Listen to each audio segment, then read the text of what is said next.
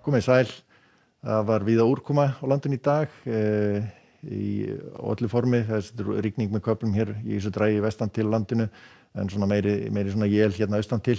Þetta drag það þokast svona aðeins vestur á bóginn og verður einhver snjókoma svona fram á kvöldi við Breiðafjörð og Vestfirði en dregur úrkoma svo í kvöld en nótt sem sagt og síðan koma önnur skil hér,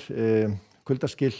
í fyrramálið með rigning og strekkings eldhvössum suðaustan vindi en þegar þau fara yfir þá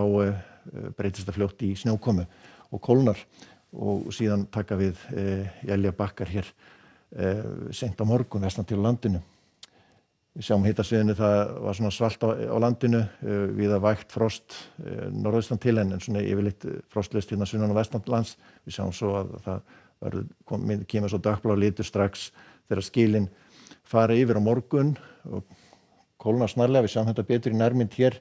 Hiti svona víða 5-6 gráður hérna við suður og vestur ströndina en þessi skil hérna fara svo yfir á morgun og verða komin hér austast á landinu seint annað kvöld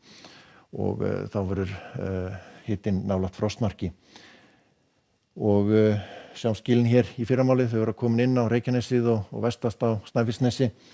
og sem sagt eins og fyrr sagði þá verður þetta svona allhvass vindur í þessu og undan skilunum og rigning en þegar þau fara yfir þá kólnar hratt og breytist í snjókomu og við sjáum að það er talsverð snjókoma í þessu eða slydda þá sem sagt á eftir skilunum og má alveg reikna með að falli talsverður snjór í þessu og höfuðborgarsvæðinu einnig. Ekkert ólíklegt að snjódýptin verði svona í kringum 10 cm víða, jafnvel meiri sem staðar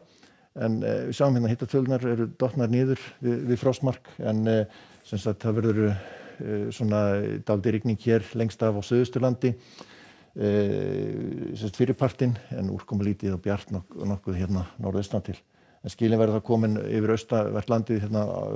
seint á morgun og þá þessi snjókoma hér yfirleitt á eftir skilunum. Sjáum hérna hitamuninn 5 gráður hér í Höfn í Hornafirði en á Kirkjubæjarklaustri komum við frostmark. Og það dregur úr snjókomunni svo þegar þau fjarlægast skilin en við taka svo éljabakkar undir kvöld vestan til á landinu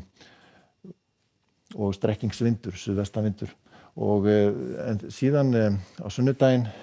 þá fer að draga úr útsýningnum og éljaganginum byrjar svolítið hvasst á sunnudeginum og verða nokkuð dimm él vestan til á landinu